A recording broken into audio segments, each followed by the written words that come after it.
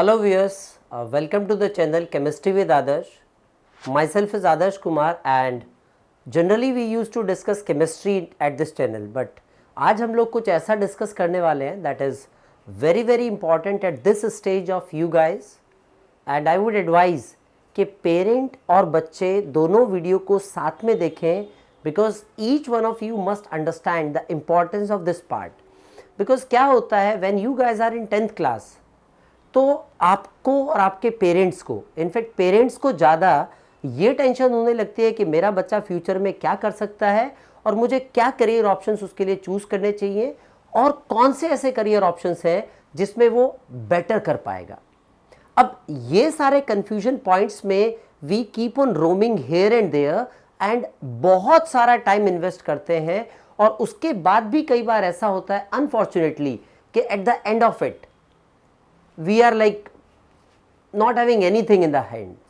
तो अभी हम क्या डिस्कस करने वाले हैं, फर्स्ट ऑफ ऑल कि सबसे पहली बात, जितना बच्चों की रिस्पॉन्सिबिलिटी है किसी भी डायरेक्शन के लिए उतना ही पेरेंट्स की भी है, and not just in choosing but helping them to pursue in the same field whatever they are choosing unless they are not well settled. That is first part. Second part, अभी हम ये discuss करें कि what is the need of competitive environment. Why to appear for competition when we can get number of colleges and number of admission in different colleges on the basis of our 12th board percentage? Why not to focus on the percentage more? Why to appear for competition? See, you may get number of different reasons for it. Say for instance, I would say if you want to go to a good college, whether it is a medical college or it is a engineering college or it is a law college, any good college, you have to face a competition, and definitely we can say a good college will give you good opportunities to further proceed in the life, in your career. Yes, but besides that I will tell you something else. What is that? The most important thing is that competition helps you for the self improvement. आपको पता भी नहीं चलता है जब आप अपनी 11th 12th की 2 साल की जर्नी में प्रोसीड करते हैं तो आप कितने सारे पैरामीटर्स पे इम्प्रूव कर जाते हैं when you are preparing for particular competition, right? अब हम लोग एक मेन पॉइंट पे आते हैं. देखिए, I am from a science field, तो डेफिनेटली मैं आपको साइंस के बारे में ही बताऊंगा क्योंकि कुछ बच्चे कॉमर्स चूज करते हैं और सोचते हैं कि 12th के बाद we will go for competition. So that is their choice for sure, definitely their choice and their parents are also having a concern in that. So now I am guiding you for the science, and first of all we should discuss why to go for the competitions specifically in the science stream. Right. अभी आप लोग जानते हैं कि Covid time में how did you guys studies? आपके बच्चों ने कैसे पढ़ाई की और आपने कैसे अपने घर पे काम किया. That is all gifted to us by science. All these technologies have been developed by science. So if you people or people like you will not come forward to go for it, right, then how will we have further development in that case? And moreover, how our country will contribute towards it. Our country is having equal responsibility as the rest of the countries of the world are developing these tech, right? So that is one part. Second part, yes, the other aspect of science is medical. That also helped you in the difficult times, that is COVID time, and also in some other aspects also, like the kind of stressful life nowadays we are pursuing. In that case we do require a lot of medical helps. So nutshell I would say science is something that is helping to make our life comfortable and figuring out different aspects to proceed in the difficult situation. So that is how science stream is important to us. Now after science stream, let us go what kind of options you guys can have in the science stream. देखिए, broadly we have two types of choices. One, students are going to prefer towards the engineering side, another student is going towards the medical side. Medical side, that means you are taking a biological part as your preference. Biology is your subject, the main subject, and in engineering, yes, of course the mathematics is the part. Otherwise both physics and chemistry are common there if we are going for. In science stream you can have number of different options if you are going to get an engineer, definitely there are number of streams in engineering, right? You know very well. You can be a mechanical engineer, you can be a software engineer, you can be IT engineer, you can do different directions. और वो आपको पहले से नहीं सोचना है, because पहले आपको अपने आप को उस लेवल पे लेके आना है कि you will go to a good college so that you can choose a branch rather than you have only option, okay, I have to take this branch. That is what I will suggest you in that case. The second part, if we are going towards the other part of engineering, then you can go for architecture as well, and architecture is also a very good upcoming thing, right? उसके बाद आप medicine में आते हैं, तो besides doing MBBS, you have several other branches like Ayurveda है, homeopathy है, they are also coming up very well. Besides that, you have pharmacy, physiotherapy too, and there are many more branches coming up. Biotechnology is also upcoming, biophysics is upcoming, right? These things are also coming up, where of course in our country we do have very less opportunities after graduation, but abroad definitely you have number of opportunities for such fields, right? अगर आप ऐसे fields में pursue करना चाहते हैं तो बाहर के जगहों पे आपको बहुत सारे ऑप्शंस मिलेंगे for such things like biophysics or biotechnology or bioengineering, right? Anyway, let's now come on to the point what you guys are most confused about, or you are not able to take a particular decision, you are somewhere stuck. देखिए, सबसे पहली बात तो ये है कि आपको interest के हिसाब से चूज करना है या अपनी एबिलिटी के हिसाब से चूज करना है, because it is not always necessary that the subject in which you have more interest you are capable of pursuing more into it. Say for instance, few guys are really good in terms of doing sort of हम अपनी local language में बोलते हैं जुगाड़, right? So ऐसे बच्चे engineering में generally अच्छा करते हैं, बट उनके मार्क्स बायो में ज़्यादा आ रहे हैं तो they think oh I am more interested in bio. ऐसा डिसीजन नहीं लेना चाहिए, और यहाँ पे पेरेंट्स को बच्चे को हेल्प करना चाहिए, because their keen observation of their child for the last 13-14 years will make them clear about it कि उनका बच्चा क्या अच्छा कर सकता है, because interest is a very it's a very much thing which use to very time to time.